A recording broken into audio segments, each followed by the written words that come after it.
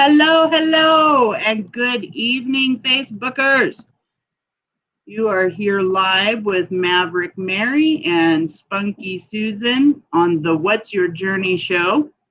And tonight, we're moving along into this conversation about relationships and a couple of announcements before we do that, because tonight we're going to talk about, when is it time to release a relationship, or is there a time to release a relationship? And when I say release, I'm talking about walking away. So first off, hello, Maverick, Mary.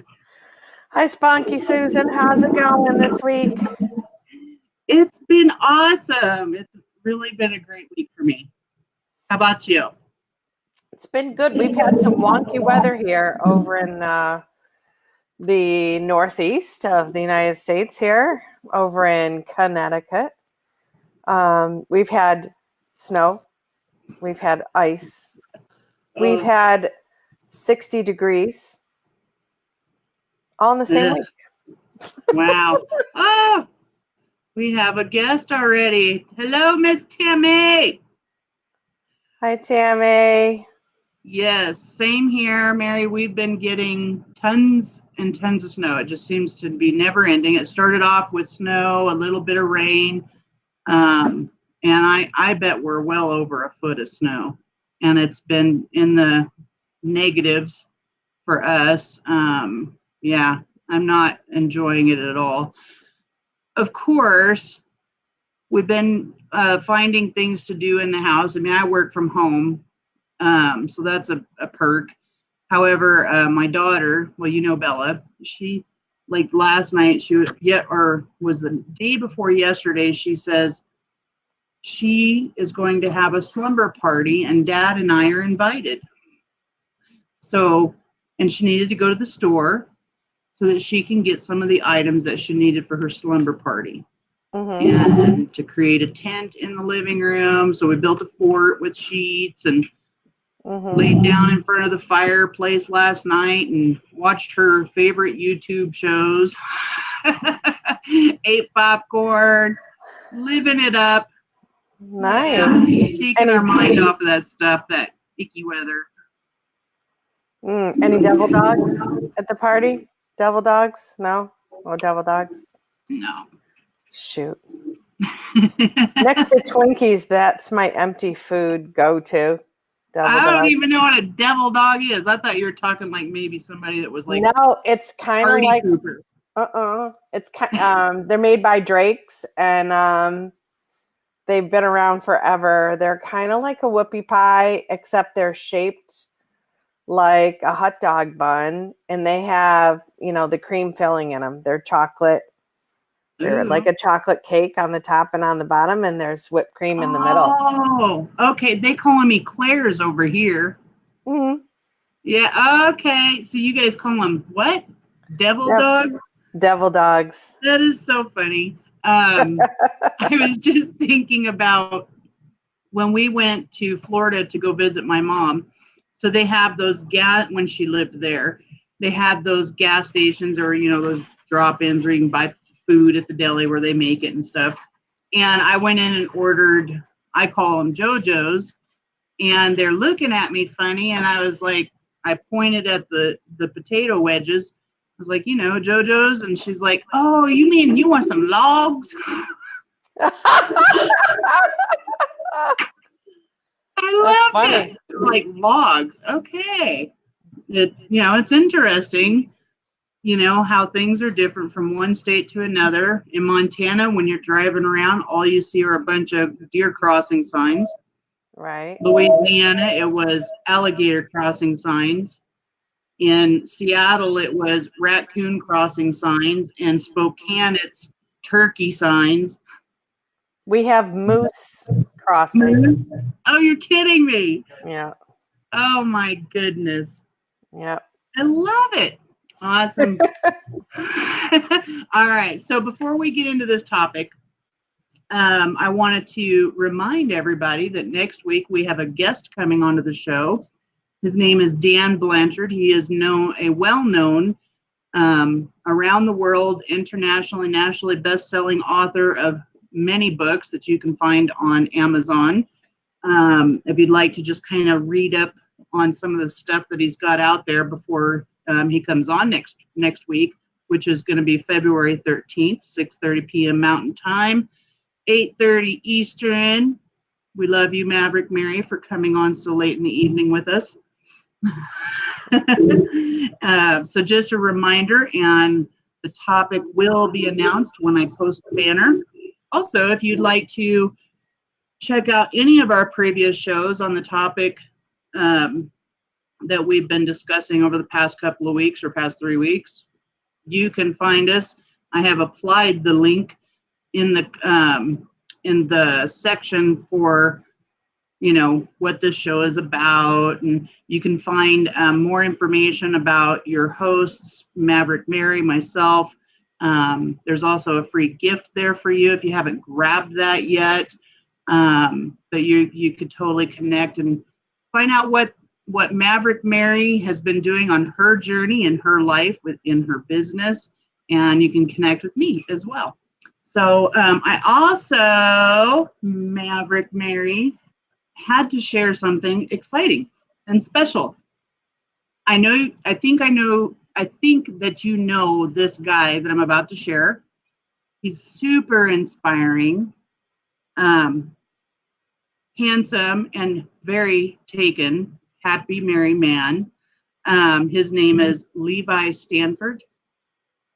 Mm-hmm. You know who I'm talking about? Yeah. That's an inspiration. So I had the honor of interviewing Levi last year sometime, and his story is phenomenal. And he had a tragic accident. You know, most people probably just would have died. And that's not the case, obviously, with Levi, since you know him like I do. And Levi is, he's an artist, he's a coach, he's a motivational speaker. And when I say artist, he has the most amazing music, very diverse. And I got a signed copy. Wow. Lucky you. His first album came out. And I've been listening to him so far. One of my favorites is Headstrong, which is the title of the album. And If You Believe It was another one. And Someday You Will See, just to name a couple of his songs. But you could go to Levi Stanford, that's Levi, Levi Stanford, STANFORD.com, and he has some clips that you can listen to of some of the songs that are in this album. And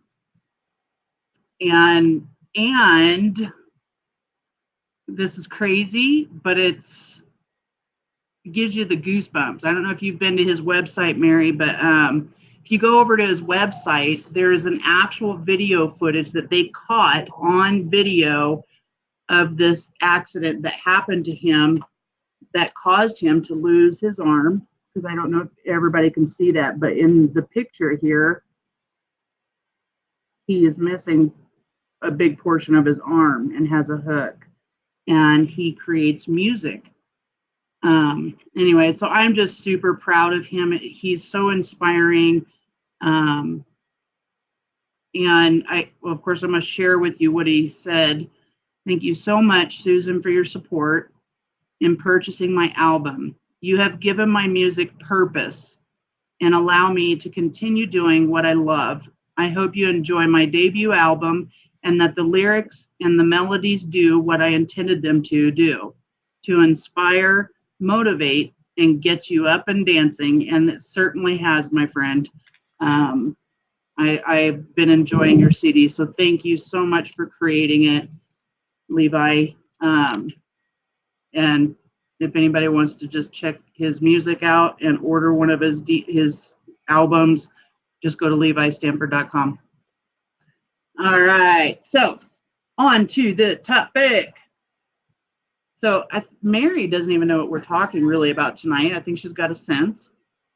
Because normally what we do is we come together and we just kind of, verse back and forth, like, what are we going to talk about? However, the other day I was just inspired by some stuff that I was hearing around relationships, looking at my own relationship and my marriage, and then, and been listening to what Mary's been sharing about her new relationship that she's been in for 7 months, and thought, in the last show, we talked a lot about and gave a lot of really great tips, I think, on, keeping that fire ignited in the relationship and continuing that intimacy so that, it keeps it alive, right? So this time, though, I was inspired to have a conversation about, how do you know when it's time to leave a relationship? And I want to start this off with, first off, I do not encourage any woman, especially any men, to be in a relationship where there's physical, obviously physical abuse, domestic violence and such, and that there are organizations out there that provide support if you are in one of those. And I encourage you, and this comes from someone who has been in 3 relationships before this marriage where I was physically abused pretty severely. So I just going to add a caveat to that don't stay in relationships that are verbally abusive either, because verbal abuse is damaging in its own way as well. Yeah, exactly. So before I go into what I wanted to talk about, I really wanted you to get that part of it first. So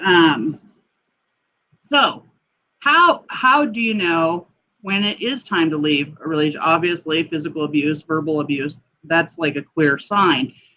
And unfortunately, there are women, for whatever reasons, there's many reasons why women or men, and I want to make sure we include men, Mary, because this is a topic that does not get talked about.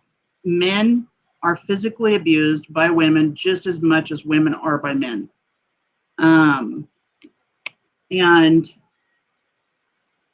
it's just not talked about. So, but anyways, talking about, first off, for me, I feel like going into a relationship where you're with the belief that somehow this other person is going to make you whole is like a belief that you should not go into a relationship with. Only we can be whole with ourselves when we're doing our own inner work, when we're in love with ourselves and such. That is not the case for my husband and I. We spent the first 14 years not married because we did not believe that we needed a piece of paper to tell us that we were in love. However, we did come into our relationship that was based on previous relationships, our own experiences of previous relationships. And how did we get those previous experiences? Well, it come from our childhood. We grew up watching the adults around us. So it's not our fault. It's not their fault.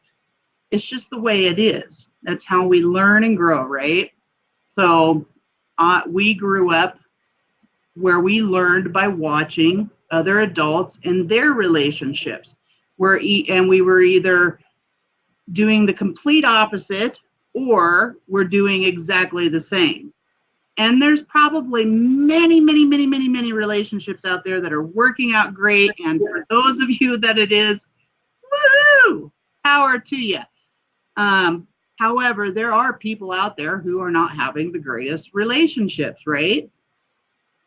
So the first thing I would say is don't go into it thinking that you're going to have that this other person somehow is going to make you whole and complete, because that's a lie. The other thing I would say is it's not 50-50%. That is a belief that is not true. And the reason why I say that is because basically, if I come into, which this how it was, when I came into this relationship in the beginning, yes, you know, it's amazing and it's, you know, got its perks when you first meet people until you start uncovering and things just start to show up. But that's based on our own thinking, our own past experiences in what we're seeing. So it's like our mind purposely, not knowingly, consciously is looking for these bad things. It's just the way it is, unless you know about those things. So when I say 50%, I did come into the relationship half-assed. I was like,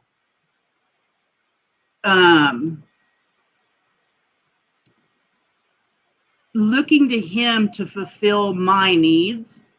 And when they weren't being fulfilled, then there's something wrong with him, or I was trying to fix something about him that I disagreed with, and it shouldn't be that way. I grew up with that knowledge. Well, it's supposed to be 50-50. Well, what I've learned and have come to know and experienced now that I do know about being 100%. And he could be 100% and I can be 100% on a commitment that we've agreed upon. So what we do know is that we're committed to our relationship. He has his own wants and wishes, and I have my own wants and wishes, and we communicate. And it's taken us a lot of work to get through a lot of the ups and downs, and we still work through stuff. However, for us, over the past 10 years, we've been learning of, the tools that will help us. And it comes from a place of what am I committed to? And when I say 100%, what I mean for me is that I'm 100% responsible for my own views about the relationships.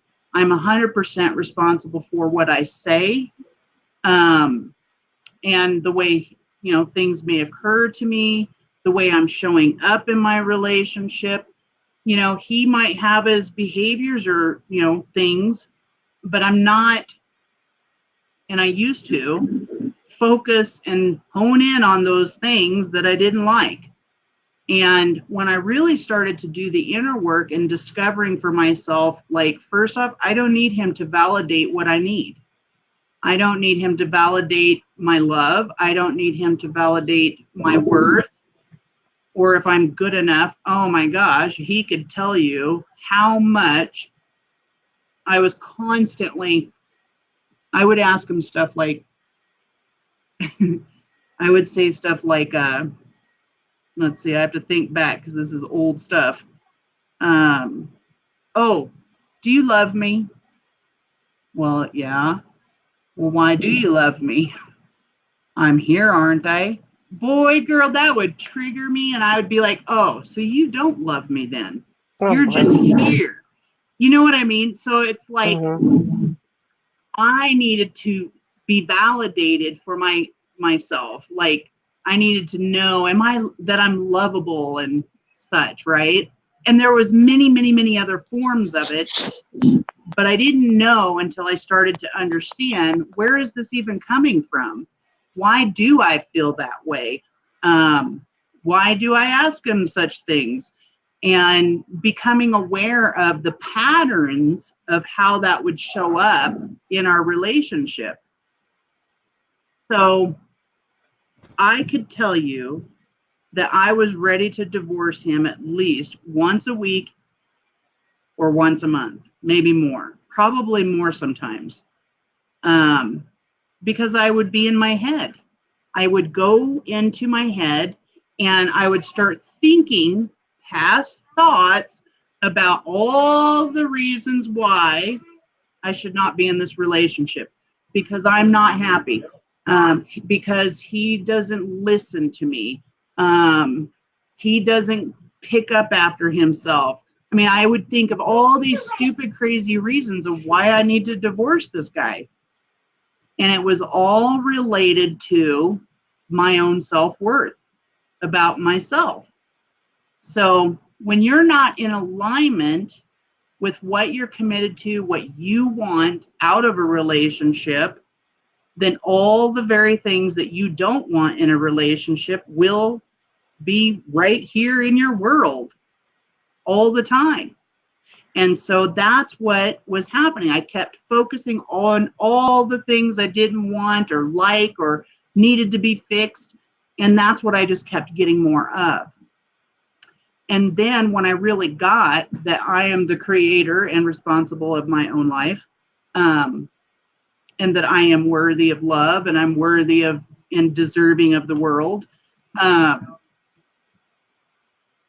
and started focusing on what I do want in my marriage, and gave up that I'm not worthy and that I'm not lovable. Once I gave that stuff up and chose to believe in my worth, and I started looking for all the ways that I could be completely grateful for him, all the things that I am grateful for within him.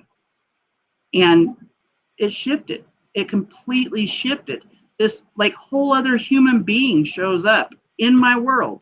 Like all that other stuff, I don't even see it. So what I'm saying is, I could have swore to you that I was being verbally abused, that he is abusing me somehow or another without laying a finger on me. And I'm not saying that people do not do this, because it does happen, right? It does happen. However, in my mind, what I kept thinking about that I don't want just kept happening. So if you're not in alignment in your relationship with what you want, before you decide to walk away, what I would invite you to do is to sit down. Of course, they're not abusing you, okay?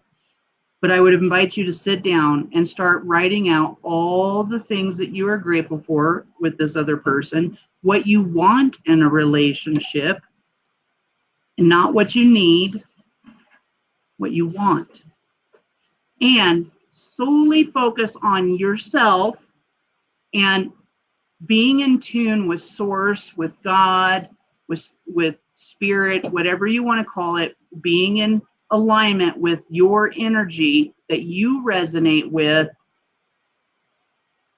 then the relationship on its own will become in alignment, or it won't. And the universe will remove that person, or they won't, or it won't, and align you with what you want. And that's how you're going to know. Here's what I also know. That if you're not in alignment, and let's say you do leave because you're pissed off, you're angry, it's their fault, whatever, they screw up all the damn time, they're just unfixable. If you get into that space, okay, where you just have all these complaints about this person, and you just don't see any way out of it, leave. Then freaking leave. Don't sit around and let it fester and continue to have all these stupid arguments.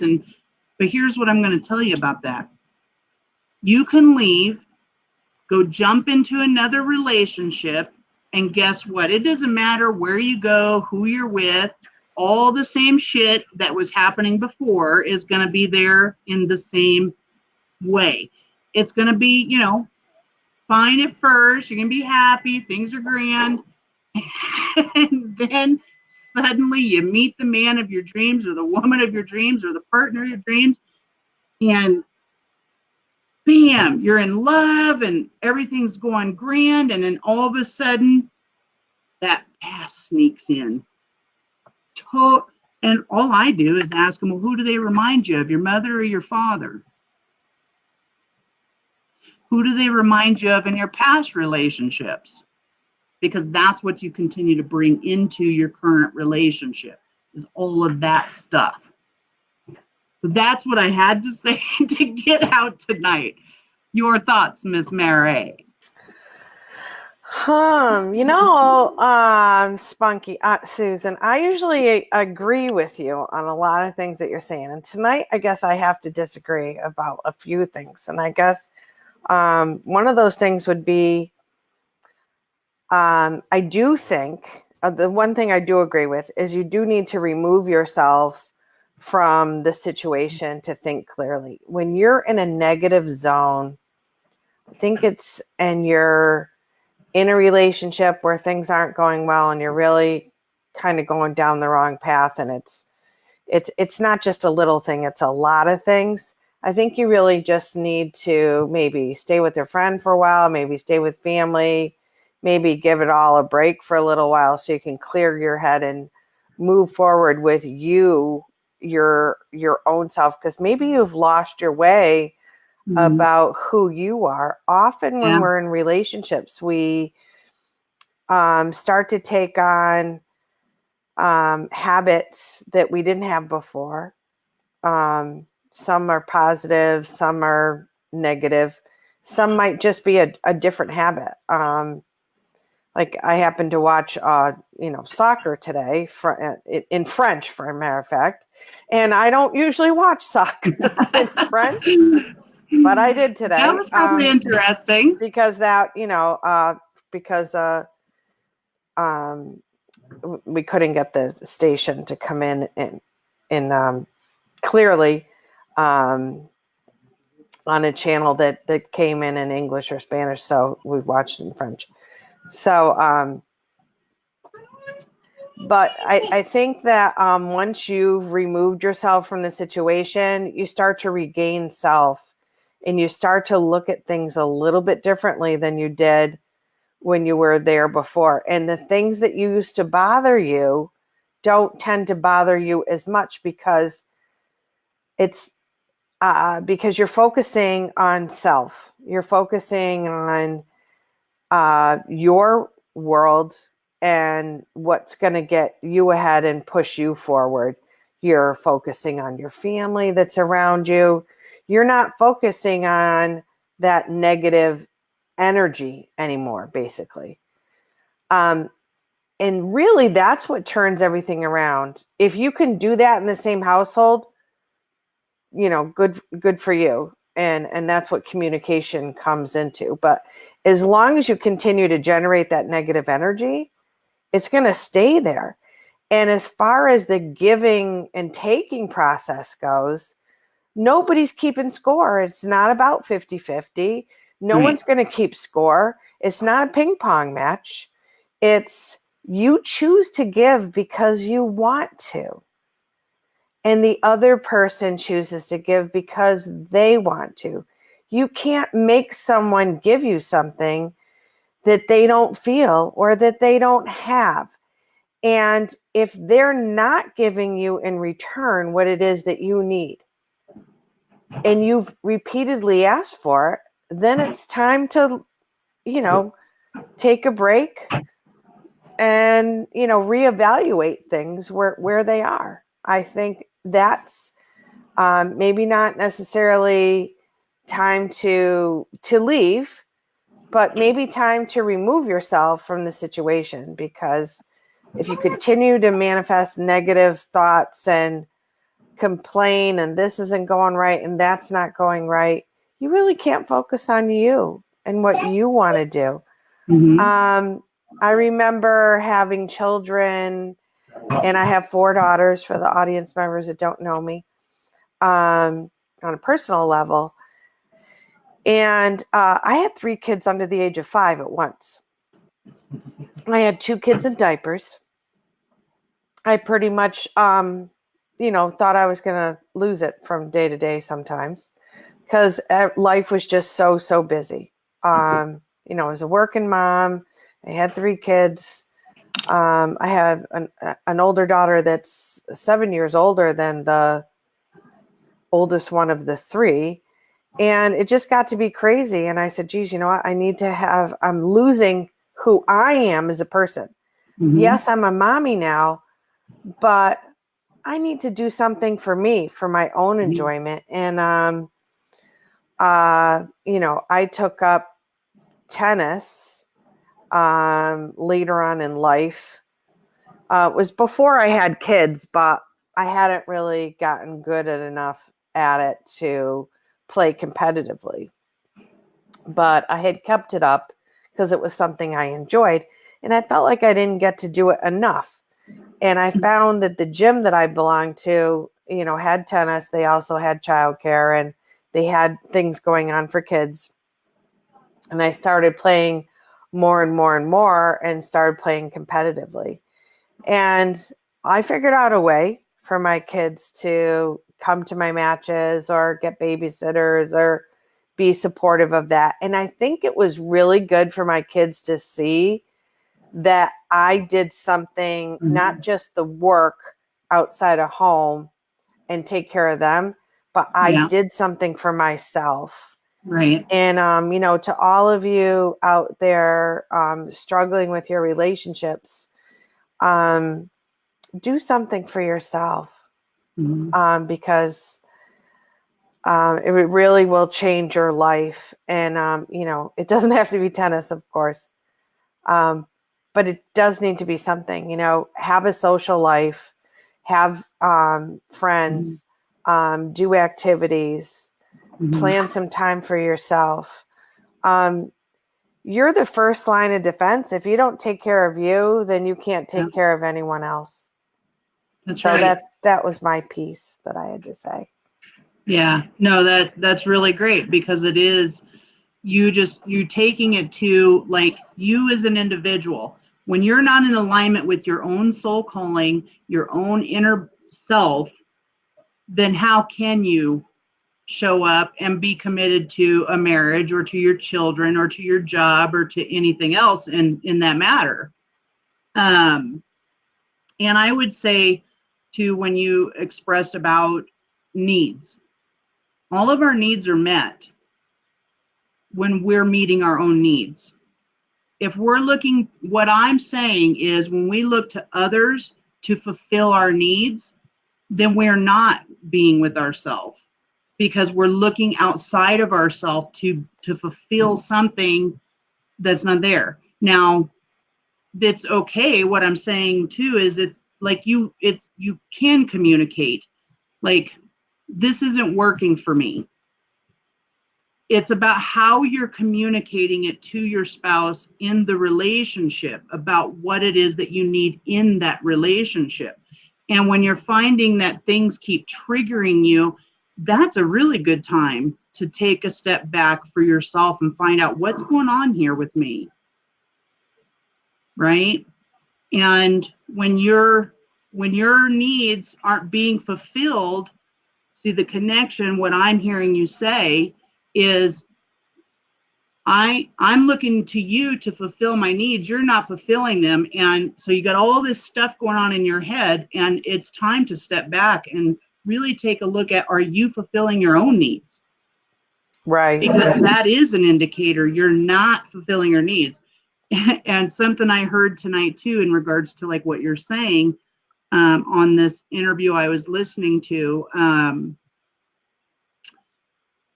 about workability in the relationship, and communication really is the key.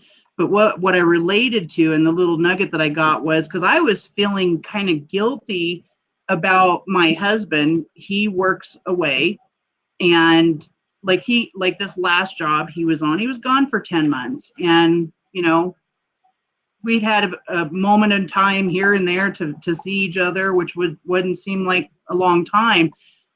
However, I was feeling like when he's gone, I was missing him tremendously.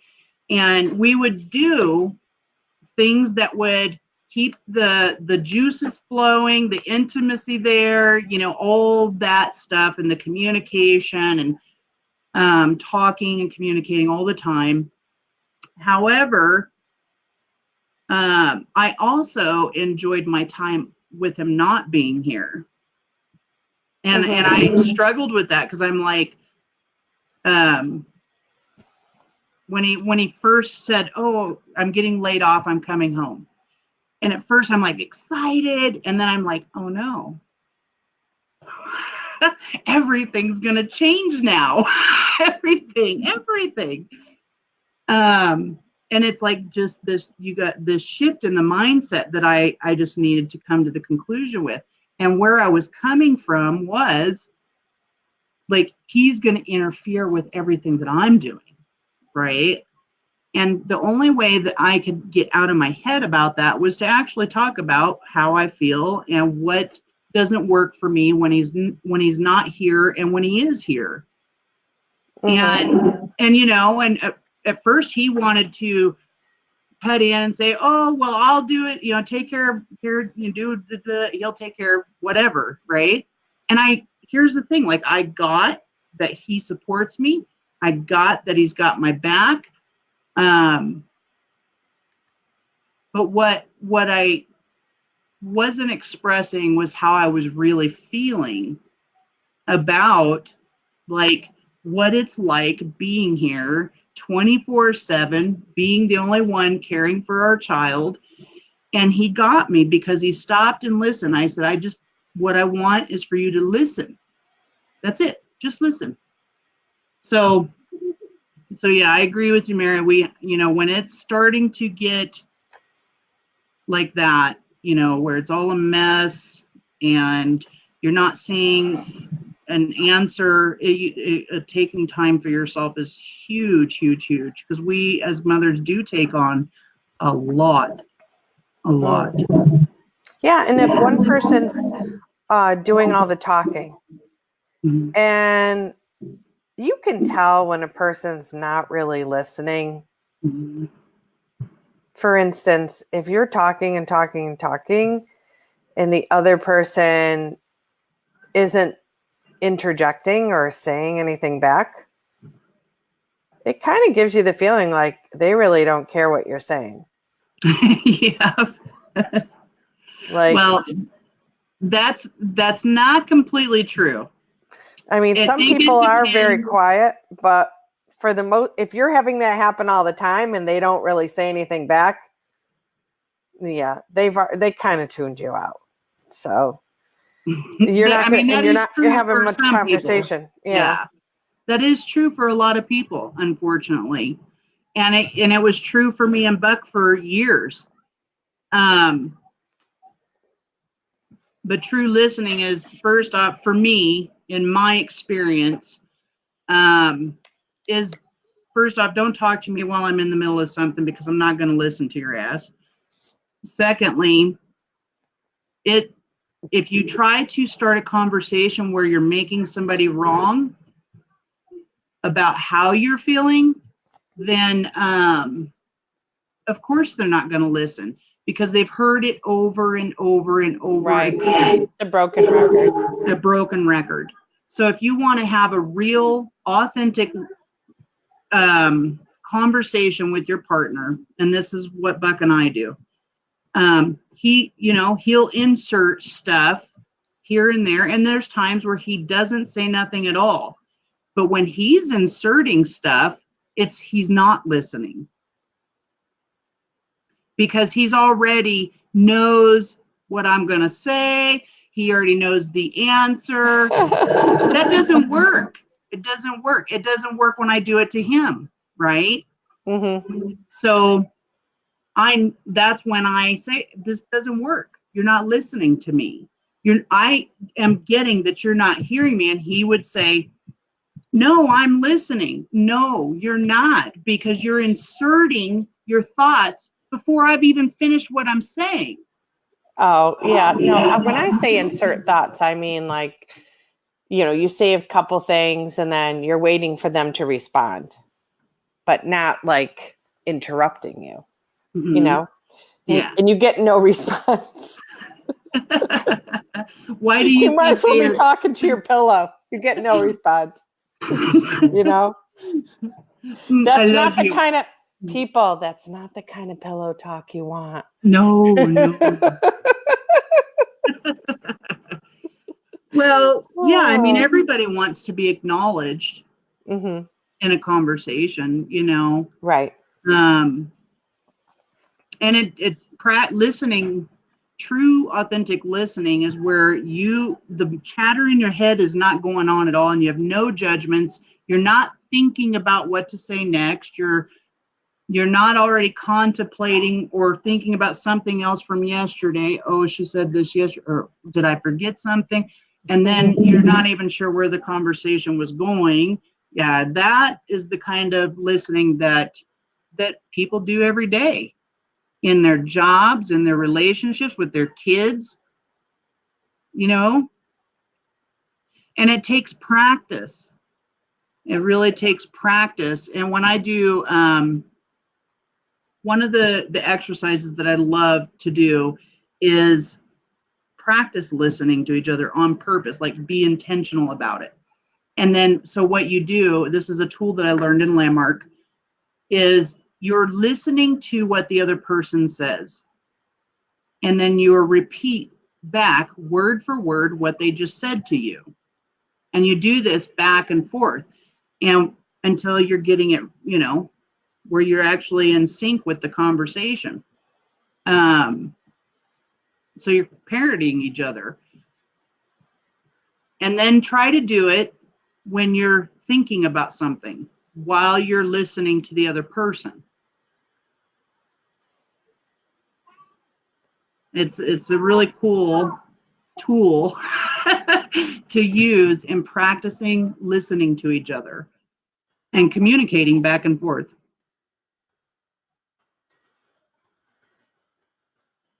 Did you froze up? Oh, no, there you are. I'm here. So, I'm just making sure our guests don't want to ask a question or come on. I was just going to say that I'm looking at the time. It looks like we actually don't have any guests. Tammy may have left. Let us know if you're still there, Tammy, if you have anything you want to ask. Otherwise, I'm complete with tonight's show. How about you, Miss Mary? I'm good. I hope all of our listeners and our audience has I think we're going to meet again next Wednesday, but we have a speaker coming in that's an author and a teacher. It's done a lot of podcasting and whatnot. So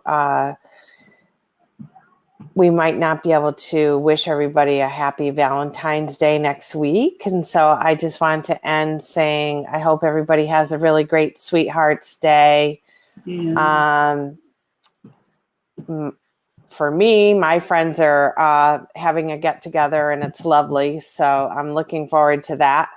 We've all been asked to recite a love poem as the key to get into the party. So I'll have to think about what my love poem is going to be. So yeah, that sounds fun. Cool. You'll have to message me and tell me what you come up with. What I came up with? Yeah, I haven't thought of one yet, except that, you know, one that always plays in your head. The roses are red, violets are blue, kisses are sweet, and so are you. I know it's not going to be that one. I'll think of something better. Go to Google and Google that specific one as a funny meme. Yeah. That'll be awesome. Well, that sounds really fun, Maverick Mary, and thank you for an enlightening conversation tonight. I'd love for our guests to leave comments. If you watch the replay, enjoy. We would love to hear your feedback. Find out if there's anything you'd like to learn more about or talk more about. We are definitely open to your ideas and suggestions as well. So until next week, namaste.